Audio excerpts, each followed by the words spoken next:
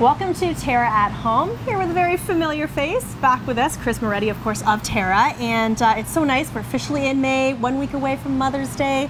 So we get to talk outdoors now. We're really pushing outdoors as much as we can. Yeah. So nice to have you back. Thanks, Leslie. It's a pleasure to be here.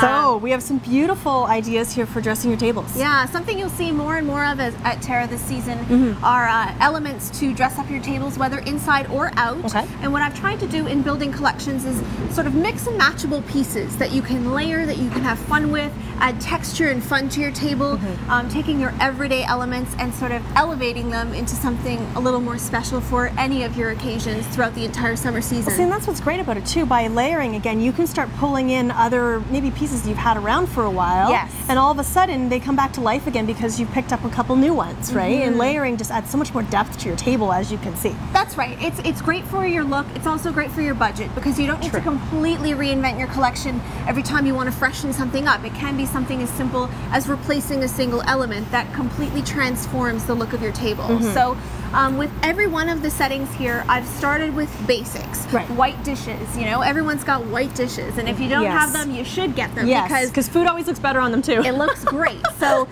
white dishes are sort of the starting point for anyone, and then you've got basic solids as far as any color is concerned, and then you can mix and match with different colors and textures to sort of layer up or down, and that's where you can really have some fun with swapping things out. Conversely, you can take a patterned element that you've got and pull different colors from that pattern in your solids to, again, transform the look of any place setting. I love it. And again, what we're seeing, of course, we're seeing how fashion trends really carry through interior design and just into your home in general. So all, again, very much about bold colors right now we're seeing on the runway. So it really comes back to here. Again, having that neutral base is fine, but then adding all the pops of color, where before a lot of times people would just keep their tables very neutral. Yes. Right? But now, look at this. This is great. Well, that's it. Your table itself is the neutral. Your table is sort of what's just sitting there, and that's not going to change. Right. You mentioned bold colors. Red, red, red is the it color for outdoor entertaining this summer season. So here we've got a great example of a red place setting that would look just as place inside as it does outside. So all of these elements can be mixed and matched inside or outside. So we've started with just a simple red basic placemat. You'll find these basic placemats in an array of colors in our collection that, again, are sort of mix and matchable with everything else. Then I've sort of added a bit of fun with a second placemat on top. As opposed to a tablecloth or a runner, using different placemats layered on top of one another can be a good trick to create interest on the table without the cumbersome nature of a full tablecloth or even in some cases a runner. Well, especially if you're outside, sometimes tablecloths become a little bit of a pain sometimes. Well, they're blowing with around the conditions.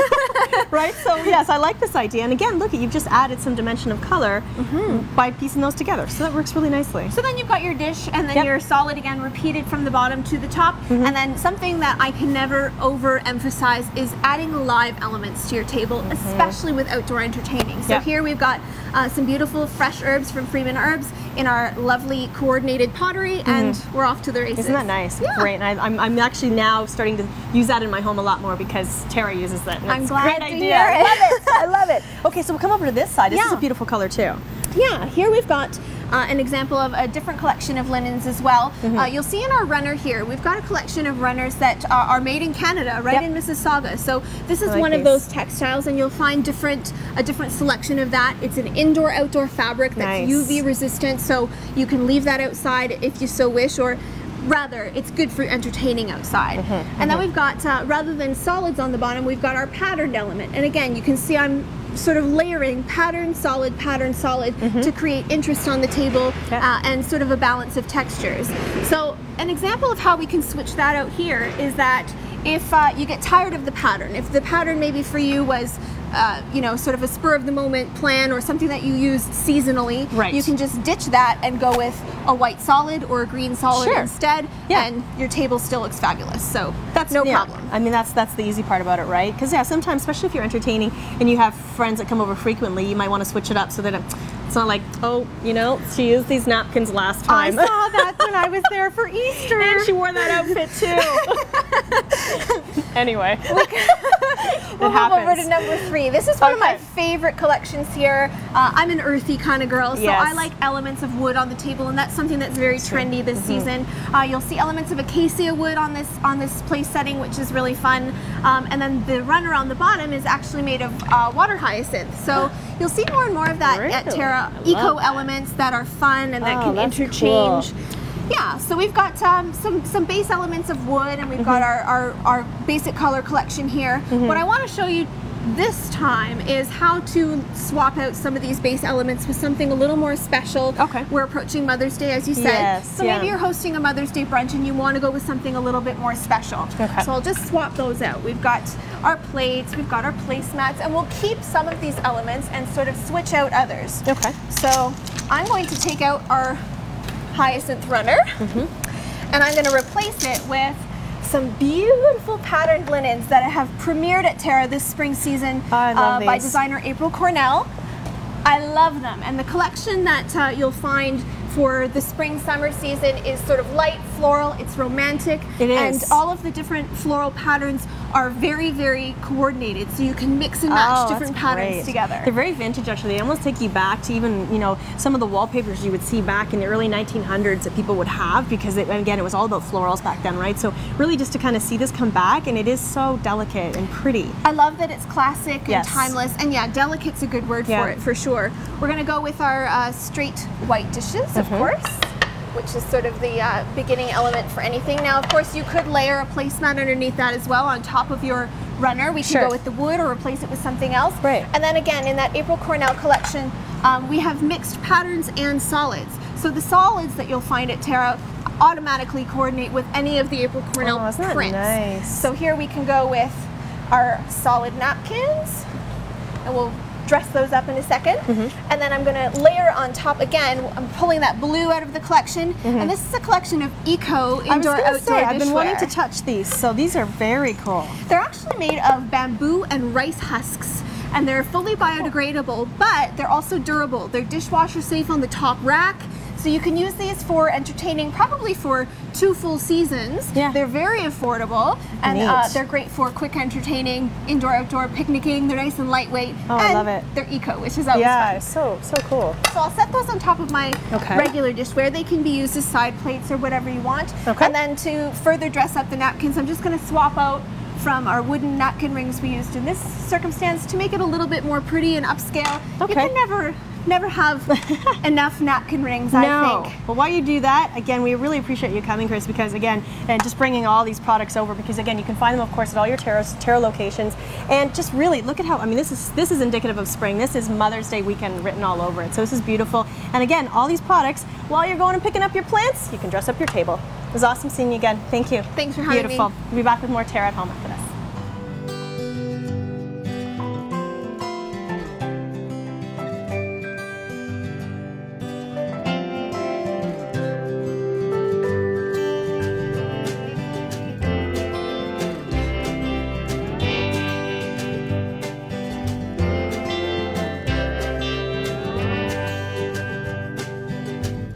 Live color fully at Terra, where color lives.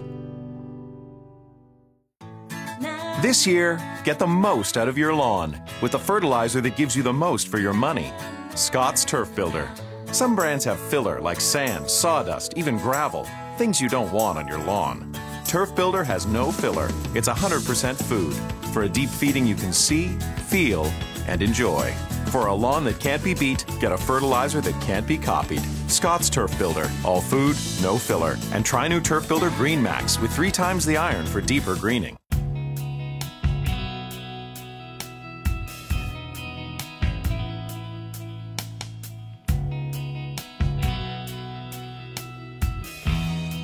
Welcome back to Terra at Home. We are at the Coco Tea Company. We're here with Joanne in downtown Dundas. And hi, Joanne. Nice to see you again. Well, it's always fun when we're edging towards Mother's Day at this point. So I personally am a big lover of tea, and a lot of people are, because it's just such a nice there's a broad range of teas for everybody. And of course, with Mother's Day being around the corner, you know, it's a nice gift idea too. It is, and it's a healthy gift. Good point. Right. So that's what we should talk about. A feel-good gift. It's a feel-good gift because, and generally, I think people really do. Tea makes people feel good. Period. There's some kind of sort of something about tea that a cup of hot tea just makes people feel good. Right. I agree. So besides that, though, actually internally, it's good for your body. Totally. There's so many health benefits nowadays, and they're finding out more and more with research. Right. To begin with, we'll start with the white tea, just to give you an idea. This one is actually, white tea is the first bud and 2 leaves of a tea bush. Okay. It still has down on it, actually. Really? There's no fermentation, so minimal caffeine, but it actually has the highest amount for cancer fighting. Oh, okay. So, now you hear that because there's been, research people have read. Okay, is it white or is it green? But white right now is sort of the winner. White is the top, and then green. Okay, but definitely green. Yeah, too. Absolutely. Has a bit more caffeine, but this is unfermented, so it has minimal caffeine. Okay. It also actually speeds up your metabolism, so it's good for weight loss. Really? So they say about 3 cups a day. Okay, that's what I was going to ask you. Yeah. So that's the thing. I thought a lot of people wonder. Okay, but how much do I have to drink of this for it to actually get a benefit? But that's doable. Yeah, 3 cups. Right? About 3 cups a day, and basically what it does is it blocks the fat in your body, so it doesn't absorb it as much. Okay. So it's a really good one. And that's the great thing, again, as we're talking about the different types of whites and greens, black teas, herbal teas, there's so many different flavors. Right? There's so many. I have 190, and I want 300. Really? Like, I mean, there's so many out there. And this is a tiny, cute little store, and you have that many already in here. Yeah. Wow. Yeah, and it's hard to say no, because there is so many different ones out there. There would be. You know. What would you say is your top seller right now of a white tea? Of a white tea, probably, this one is really nice, or plain. People like plain, but the thing with white tea is if you look at your green tea, it has some body to it. The liquor has some color to it. Yeah. White tea is so clear, it's so light and delicate that people assume it has to be dark. They're so used to black tea. The association of tea. Right. So they end up putting in way too much and wasting it. And white tea is not boiling water. So if the water boils, you have to let it cool down a bit. I've heard that with tea before, because you can almost scald it, right? That's right. Okay. That's right. Especially because it is unfermented. And it's more fragile. Exactly. Okay. Green tea, on the other hand, is unfermented. Also, can take a little bit more heat. You know, I still would let the kettle boil and cool down a good 5 minutes, but definitely it's. You know. Now that's one thing I found. What my dad does is he thinks because green tea is so good for you, I'm going to let it steep forever because that's going to make it even better for me. There's a point where that's not true. Well, actually, if you do it, if you let it steep about 2 to 3 minutes the first time, drink it, and keep adding more water, you should be able to use the same leaves 2 to 3 times. Okay, that's good though. Right. Right. So, but it can get bitter if you leave the water in there for too long, right? It shouldn't. If the water is too hot, it could make it. So that's what it is. Can make it's it the water. Because I've done it. I've tasted this before, and I'm like, what's wrong with this tea? Yeah. And the grated tea, if it's cheaper grated tea. And the grated tea. Yeah. Okay. All right. So then we move on to black tea, and believe it or not, black tea actually has health benefits. It reduces heart attack by 40%. They've done some studies on that. Wow. Yeah. Okay. Green tea and black tea both are really good for fighting cavities and bad breath. Okay. So I mean, there's always. Well, that's the thing. Tea's been around for so long, right? For centuries and centuries. So I mean, it's one of those things that they keep finding out more. I mean, obviously, way back in the day, people were finding the benefits of tea from all over the world. So even back then, they were looking at them for treatments. They were using them as medical treatments. So well, green tea actually settles your stomach.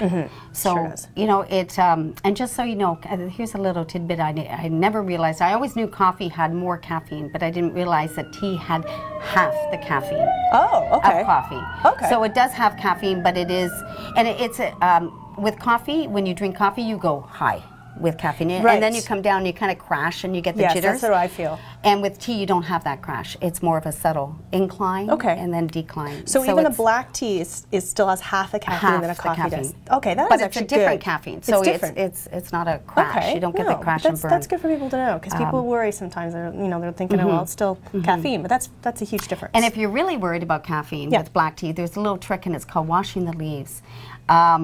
And basically what you do is you pour the water on, don't let it steep, pour it off right away, and then make the second cup.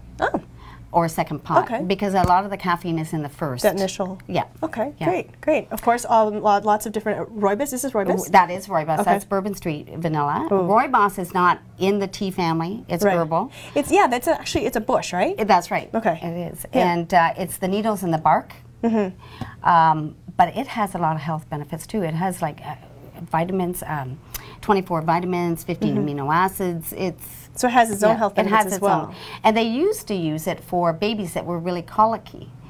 So it settles your stomach, and it's caffeine free. They've even made poultices out of it for eczema. Yes, I've heard that. There's so many different. And the great thing about tea as well is, of course, you have hot tea for me here, but you also have a cold tea. I do. I have which is you can take most teas and make them cold. That's right. So what one is this one? I'm going to try this. This is actually a fruit, which is a tisane. It's an apple base. It has hibiscus in it, and oh, that's good. And so basically, what I did was I just made a pot of tea, and I put literally 1 teaspoon of honey in that. And then I chilled it, but it's probably not cold enough just yet. It's really nice. But again, this is perfect for this time of year, especially if if you're getting together for Mother's Day weekend. Make a pot of. Now you can do the cold. Start getting into the cold, and it's just a really very refreshing, especially because it's not sweet, and you can add your own sweetness to it. You can control that for kids, especially. Yeah. And especially it's a lot better than pop, right? It sure is. So I mean, but it looks like pop, right? You pour it over ice and add some fruit, and it looks amazing. That's right, especially if you add the fruit. Yeah. So basically, when people come in the store, you can help them out, right? I mean, in terms of gifts as well. Kind of talk to people. Okay, what kind of flavors does she like? What what type of tea? What people often know they drink black tea. That's right. We need to determine whether or not they're okay with caffeine or not caffeine. Sure. If they like fruity things or spicy things. Some people like chai. Chai is a big thing now. Yep. Yeah. Some tea tastes like chocolate. There's chocolate in it. Some, that's right. Yeah.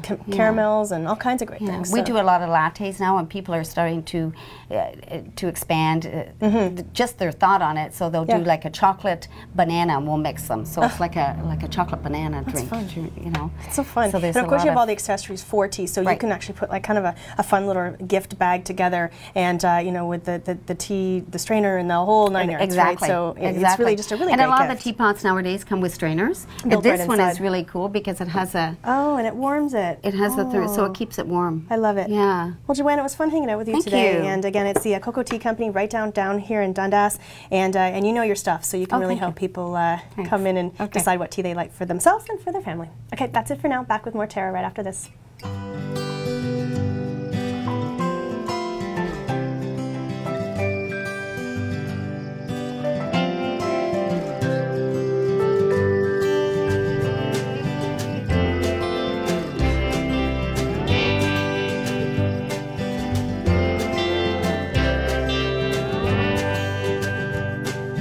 Come and explore the new Terra, where color lives.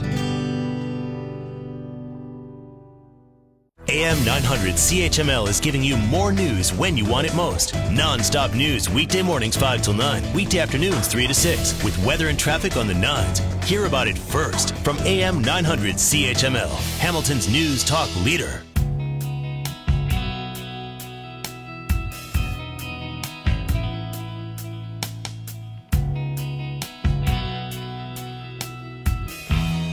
Welcome back to Terra at Home, and of course, a week away from Mother's Day, we thought we'd give you a really great idea in the kitchen, something that's perfect with Chef Rachel. Kind of actually works great for a brunch, supper, anything, Yeah, so you can eat this in the morning or at night. Yeah. We're doing savory crepes. Okay. So we've got chicken and mushrooms that are going in this crepe with a nice sauce. Great. So we'll get started with the crepe batter, just so you can see how it's done. Very simple, 2 eggs, about 3/4 of a cup of milk. Okay. We'll just whisk that together. And then we have some flour here. It's basically like you're making a very thin kind of little pancake, right? Yeah, exactly. So we'll just mix that together, and we'll add in the flour, and it makes like a batter. We can put that in the refrigerator, so you can actually refrigerate this the day ahead if you want to. Just give it a nice stir before you actually use it. Okay, that's good. But basically, doing that's going to, refrigerating it's going to give it a little bit of a nicer color. Oh, really? They say, yeah, and make it easier to come out of the pan. Okay. That's a good tip. That's those are all the little things that we don't know when we're in our own kitchen that we need the chefs to stand by and tell us. Yes. Those little things that just make a difference. There you go. So that's our batter consistency. That would be basically what do we do? I've had one in the fridge, so we pull that out. Done. That's cool. And we just want to give it another whisk, and it's nice and cool, ready to go. Okay. So when we're going to make the crepe, we just a little bit of butter, a ladle of this in the pan, and swirl it around. It only takes about 30 seconds on each side, and then you can slide it right out of the pan. And it's just a little bit, so they're really thin, right? Okay. Yeah, just enough to coat the bottom of the pan. Okay. Okay, so we will put that over there just for now. Next, we'll get started on the sauce. Okay. Okay, so what we're making here is basically a bechamel type sauce. So we start off with a 1/4 cup of butter. We just want to melt this in the pan. When you start a bechamel sauce, you're basically starting with a roux, which is equal parts butter and flour. So we have a 1/4 cup of butter here and a 1/4 cup of flour. We'll just get this melted a bit more before we add the flour in. And this recipe is a little bit different. In addition to the milk, we're going to add in some stock as well. Oh, okay. So we'll put that in. So this is 2 cups of stock and a cup of milk. And then we have some fontina cheese too. So then basically it's turning from a bechamel into a cheese sauce. Oh. So we'll mix our filling with that sauce, and we can also drizzle some on top of the crepe. Okay. So here we go. We can add in the flour, and basically you just want to mix this together. So you can see that there. It's going to, it's going to make a smooth kind of thick paste. Yeah, it does turn into a bit of a paste. Yeah. So you want to cook that for a minute or so, and that's the start of our sauce. Now we can slowly whisk in some of this. I'll steal this whisk again. So we want to slowly whisk in the stock, just to make sure that no lumps form when we're doing it. Oh, okay. So we put a touch in, and it's going to take about a cup until it starts to actually get liquidy, because it's going to absorb all of that. So then there we go. We're back to kind of our roux consistency. So just a little bit at a time. Put this on a low. You don't ever want to really boil a roux, so keep it on a low heat. This is a pretty big burner too, so just keep mixing it or whisking it until you have a smooth, right? So you can see how it just keeps absorbing it. I guess because of all the flour, right? So okay. We'll do one more addition, then we can add in the milk all at once. The method in doing a roux like this, you add in all the liquid. Eventually, it's gonna not soak all that up and not be so it won't draw from it anymore. Okay. Right. So now we have more of a liquid. We want to mix that up really well so there's no lumps. We can add in the rest of this, and then our cup of milk. Okay. And then what we want to do is bring that up to a boil. Once it comes to a boil, you can turn it down to a simmer, but bringing it up to a boil is what's going to make it thick again. Oh, okay. So you do often see that called for in recipes where you do kind of like even when you're making porridge. You bring it to a boil first, and then you let it simmer for a while, right? So you're getting that intense heat, and then drop it down. Right. So right now it's very liquidy. So we'll bring that up. When it comes up to a boil, we'll turn that down and we'll just simmer it. Okay. At this time, we can season it with salt and pepper. Some people don't like using black pepper in a bechamel because you can see it. Because you can see it, but not me. Yeah, I guess. So it's all about personal preference. Sure. A lot of chefs like to use the white pepper. Right. I prefer the black. So, and I think in this recipe, it's okay. It depends on the kind of recipe that you're doing as well. Okay. So I'll pass that to you. All right. I'm going to switch burners here. So we'll keep this on, coming to a boil on this burner. And on this burner, what we're going to do is we're going to make the rest of our filling. So I've already cooked a chicken breast, but we can put that back in the pan shortly. We'll start off with some butter. Seeing a common theme here. This is going to be nice and a nice, very rich dish. Yes. But light because it's a crepe. Right. Sorry. Crepes always make things seem lighter. Yes, well, exactly, because they are. So this is okay. We got to make something special for Mom, right? Yes. So put in a chopped onion. So this is our mixture, my favorite base to everything I do, onion and garlic. So put that in. saute that up for a minute, and then we'll add in some chopped mushrooms. So this is a mushroom chicken crepe. Nice savory, a little different than your regular sweet crepe. Yes, I think I've only ever had sweet crepes. Actually, I've had some where you can do, you know, brie and apple and things like that. That's actually pretty good. That's a good flavor mix, but this is good. The great thing about crepes is that you can fill them with anything. Sure. Right? Yeah. So what I'm going to do is I'm going to saute this up with the mushrooms just for a couple minutes to get them nice and soft. Okay. And then I have a little bit of sherry. So we'll deglaze the pan with a bit of sherry. We'll put the chicken back in, let it all cook together, and then what we'll do is we'll mix it in a bowl with our bechamel sauce. Okay. And then we have our mixture. Sounds good. All right, we're going to take a quick break. We'll come back and we'll sort of piece this all together for you.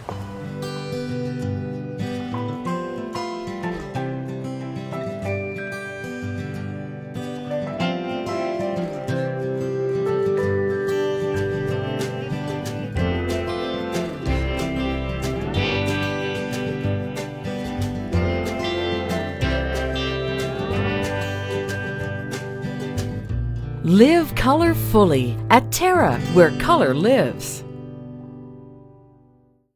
Heritage Perennials presents Terra's Perennial Pick of the Week. Easy to grow and super hardy, Salvia caradonna has violet blue flowers on dark purple stems, perfect for any sunny spot. Heritage Perennials. Look for us in the blue pots.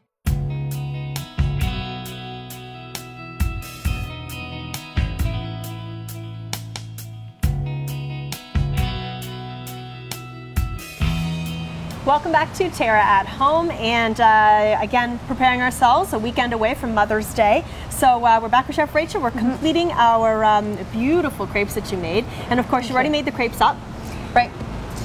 So just a very, very thin layer of batter in your well buttered pan. Well buttered pan. Yeah. And about 30 seconds to a minute on each side. You can flip it, you know, with your hand, just or get a really, flipper. really thin. Yeah, good. you want them really thin. Okay. Now the other step, our bechamel is finished. We mix the cheese in there. What you want to do at that point is mix half of that mixture with your filling. Right. Okay. So then you get that. And then you said you actually put this back in the fridge. Right. Reserve the other half of the mixture here and put these both in the fridge in separate containers. Okay. What you want the bechamel to do is thicken up a little bit. Yeah. It just makes wrapping it a lot easier. So it's not running all over the place. It's not running, it's not hot. Okay. So yeah, so we have the oven preheated to 350, and basically you just want to fill your crepes with this. So we just get one and put a little bit of filling. You can wrap them however you like, but I like to kind of put a little bit in a line in the middle. Okay. And then I just fold in the sides and wrap it like this. So you have a nice, big, thick crepe. Nice. And then from there, what we can do is just put a little bit of the sauce over top. Okay. And it's thick again as well because it's been chilled, but it'll eventually melt in the oven. And Right. Yeah, exactly. So then when they come out of the oven... And how long are you leaving them in there? You can cook them for maybe anywhere from 20, 25 minutes. You want to just make sure that the inside is all warm throughout. But check it. Maybe check it. Everything's cooked at this point. It's just a matter of warming it. Yeah, exactly. So this is what they look like when they come out. Good. And basically you're ready to serve. So it makes a great breakfast or brunch. Serve it with a nice light salad if you're having it at dinner time. Yeah, it would be good with a salad, right? Because that salad's like cool and crisp and kind of breaks up. Because this is very rich and creamy and yummy. And now, are there any herbs or anything else that you would add to this afterwards, or would you suggest, or would you just kind of? Yeah, of course. Adding fresh herbs to any dish is always a great idea. So you can even add some in the mixture if you like, or maybe some fresh chives on top. We have some chives there. Sure. Yeah. Chives, parsley, I find always go nice with breakfast type dishes. Sure, it does. Yeah, for sure. Now again, we should remind you, of course, you can find all of these recipes on our website, terragreenhouses.com, and Rachel has everything fully explained, and of course you can always watch the show in there. But again, we would appreciate you getting up nice and early on a Saturday morning to watch the show as all of us. I hope you enjoy the rest of your weekend, and we're getting oh so close to Mama's Day. Yeah. So get prepared, and we'll be back again next week.